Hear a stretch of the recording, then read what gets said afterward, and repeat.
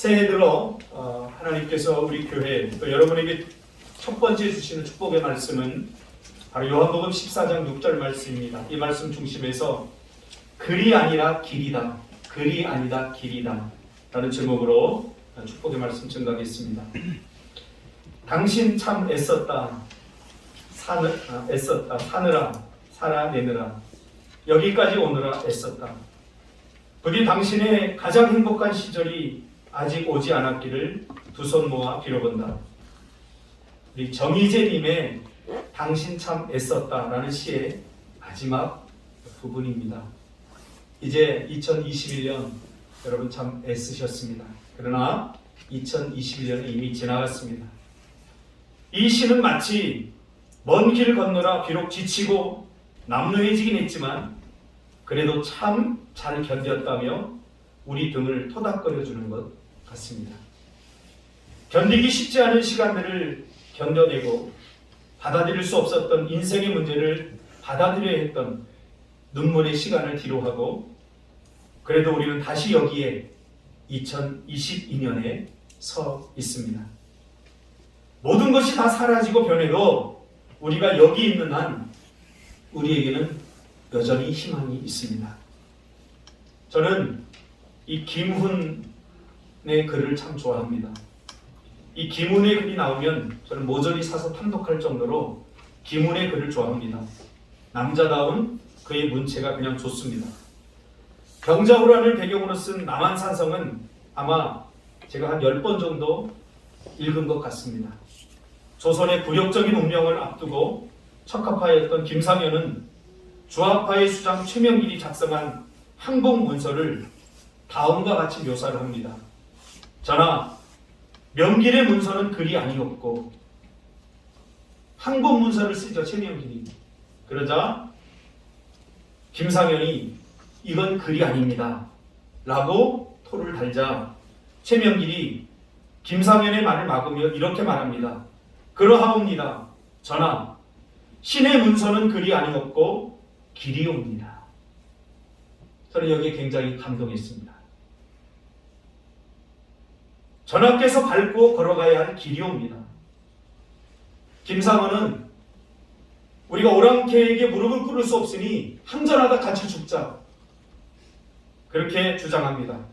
그러나 최명길은 임금은 백성들을 위해서 존재하기 때문에 백성들을 살리기 위해 임금이 무릎을 꿇어야 합니다. 100번이라도 무릎을 꿇어야 합니다. 그렇게 주장합니다. 그것이 항복문서, 그러니까 최명길이 쓰기 항복문서죠. 이게 글이 아니라 우리가 살 길이다. 이렇게 이야기를 하는 거죠. 우리 이제 두 길이 있습니다. 우리 앞에는.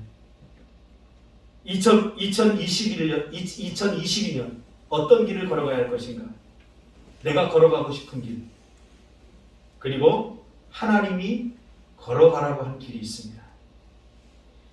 말씀으로서 성경은 우리가 단순히 읽어야 하는 글이 아니라 우리가 밟고 걸어가야 하는 길인 것입니다.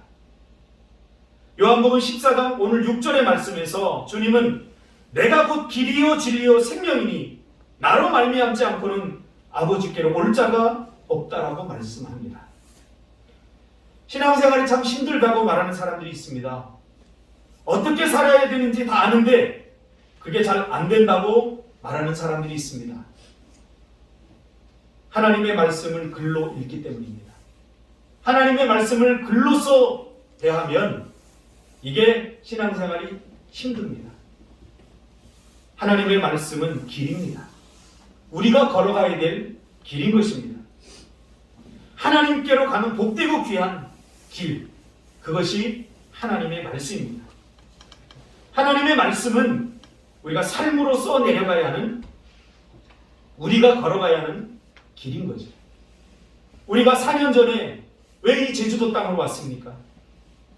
하나님의 말씀을 글로 이해해서가 아니라 하나님의 말씀을 살아내려고, 그 말씀에 순종하려고, 하나님의 말씀을 길로 알기 때문에 우리가 인천에서의 10년의 사역을 다 버리고 4년 전에 이곳으로 왔던 것입니다. 삶으로 살아내야 하는 길, 그것이 하나님의 말씀입니다. 글로 읽고 하나님의 말씀을 머리에만 담아두는 것이 아닙니다. 아브라함은 75세 늦은 나이에 본토 친척 아비 집을 떠나 내가 지시할 땅으로 가라고 했을 때 그 말씀을 글로 읽지 않았습니다. 그가 삶으로 순종해내야 되는, 자신이 앞으로 나이가 많이 들었지만 자신이 걸어가야 될 길로 받아들였던 것입니다. 우리는 내 길을 걷지 말고 하나님께서 걸으라고 하신 길을 걸어야 됩니다. 당장 나에게 유익이 되고 이익이 되는 길이 아니라 손해가 되고 이익이 없어도 하나님께서 가라고 하신 길을 걸어야 됩니다. 그것이 미래의 소망이기 때문입니다. 4년 전에 이곳에 와서 저 젊은 집사님들이 어떤 표정을 하고 있었는지 저는 또렷이 기억하고 있습니다. 웃음기가 다 사라진, 그리고 저를 바라볼 때마다 원망의 눈초리로 바라보는 그 모습을 다 담아내기가 쉽지 않았습니다. 일이 잘 될 때, 좋을 때, 비전을 제시할 때는 얼굴이 밝았고 가슴이 뛰었는데 힘들고 어려움이 오면 모두 목사탓으로 돌려버리는 것만 같아 참 견디기 힘들었습니다. 그러나 하나님이 주신 길이기에 저는 머리에 담아둘 수 없었기에, 글로 담아둘 수 없었기에 이 제주 땅으로 온 것입니다. 어떻게 이 길을 걸어야 됩니까? 한 걸음씩 걸어야 됩니다. 제발 한 걸음씩 걸으십시오. 하나님의 말씀을 우리의 길로 삼고 달리려고 하지 마시고 한 걸음씩 걸으시기를 바랍니다. 왜냐하면 하나님은 한 걸음씩 우리를 인도하시기 때문입니다. 제발 10걸음, 100걸음 달려가고 싶은 마음 절제하고 서두르지도 말고 쉬지도 말고 하루에 한 걸음씩만 걸으시기를 바랍니다. 여호수아서 3장 11절에 17절까지 보면 모세가 죽은 후에 여호수아가 이스라엘의 리더십이 되어서 하나님의 명령을 따라 요단강을 보호하는 장면이 소개됩니다. 그런데 하나님은 참 이상합니다.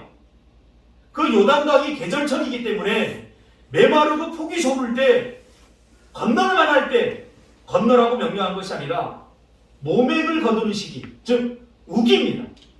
이때는 헬몬산의 눈이 녹아 요단강의 상수원인 갈릴리 바다가 가장 많이 불어나는 그런 때입니다.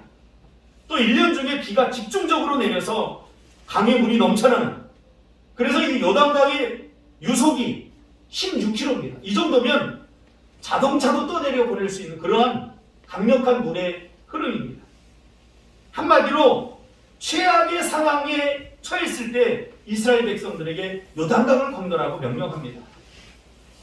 할 수 있을 것 같을 때, 할만할 때가 아니라 모두가 불가능하다고 생각할 때 건너라고 하신 것입니다. 이스라엘 백성들이 정작 하나님께서 약속으로 주신 그 땅에 대한 기대를 가질 때는 정말 열정적이었고 너무 기쁨에 넘쳤는데, 정작 그 일이 눈앞에 닥쳐오자 저 강을 바라보면서 두려워 떨게 됩니다. 부딪히기 전까지는 해낼 수 있을 것이라고 생각했는데 부딪히려고 하다 보니까 막막해진 것입니다. 여러분, 신앙생활은 그렇습니다. 여러분의 현실은 여러분이 기도한 결과입니다. 하나님은 절대로 공짜로 주지 않습니다. 감당할 만한 훈련이 된 후에 하나님이 주십니다. 여러분에게 하나님께서 1,000억을 주신다면 그거 어디에 쓸지 알기 때문에 주시지 않습니다.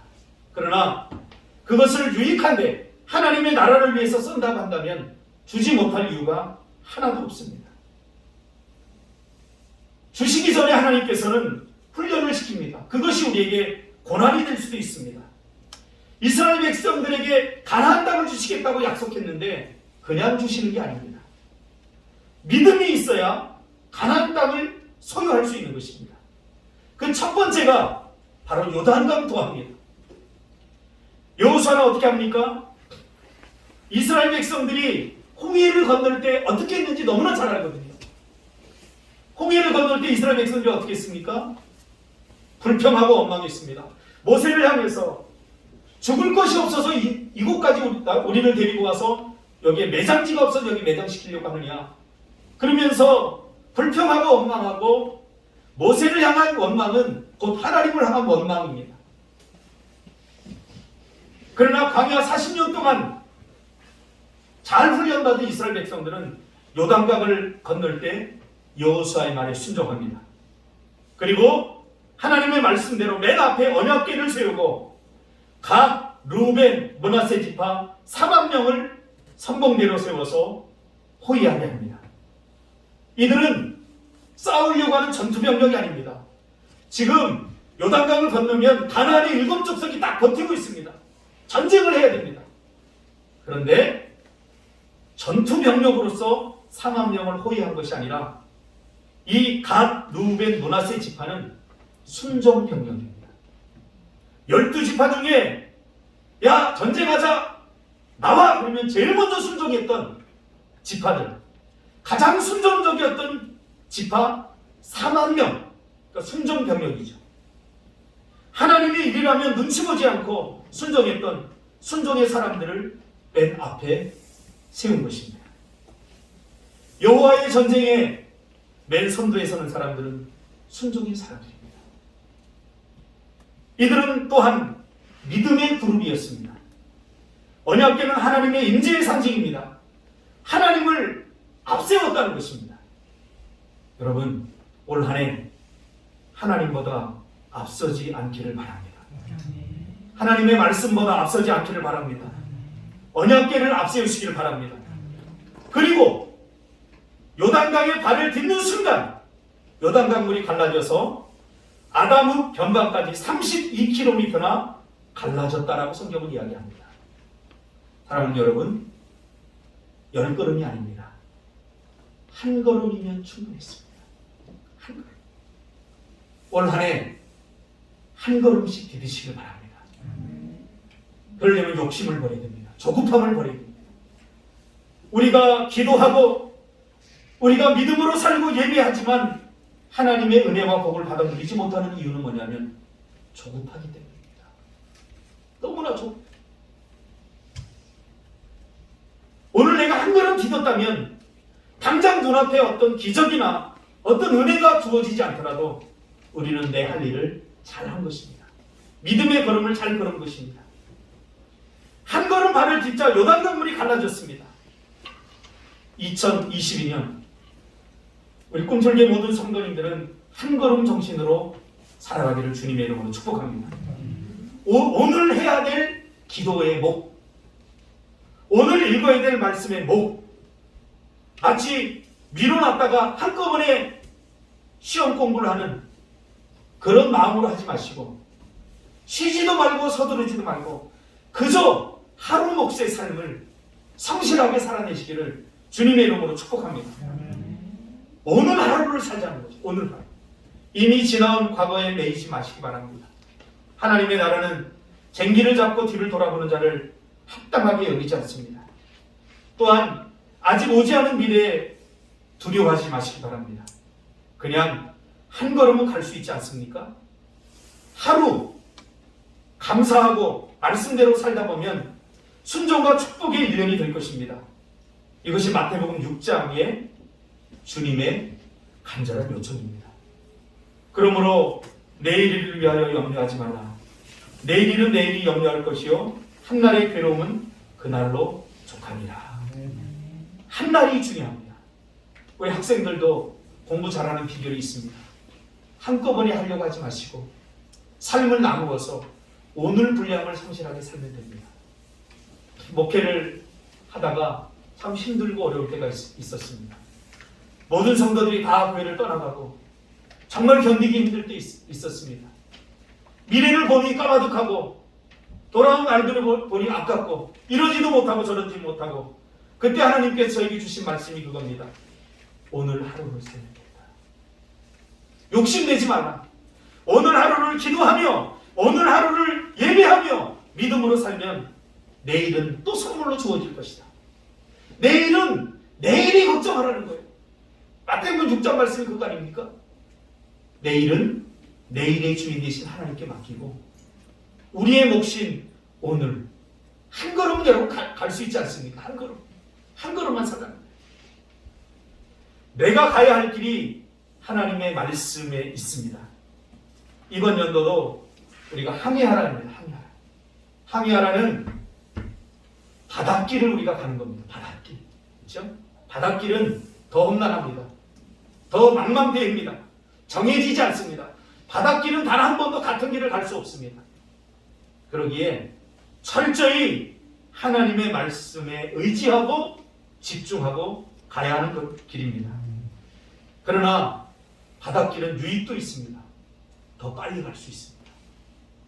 하나님의 은혜의 순풍이 불면 이 무태의 길보다 더 빨리 갈 수 있습니다.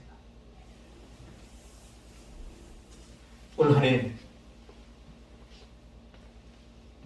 하나님의 말씀을 글이 아니라 길로 여기고 여러분이 1년 동안 걸어가야 될 길로 여기고 성실하고 열심히 한 걸음 한 걸음 걸어내시는 2022년이 되시기를 주님의 이름으로 축복합니다. 그래서 마지막 연도에 마지막 날 이렇게 나눌 때 버벅거리지 마시고 아무리 짠해도 은혜가 보였지 감사가 보였지 이렇게 하지 마시고 당당히 나와서 올 한 해 내가 하나님의 말씀을 글이 아니라 길로 삼고 걸었더니 하나님께서 이렇게 명백한 은혜들을 주셨다라고 아주 짧고 굵게 당당하게 밝히는 그런 시간이 되었으면 좋겠습니다. 기도하겠습니다.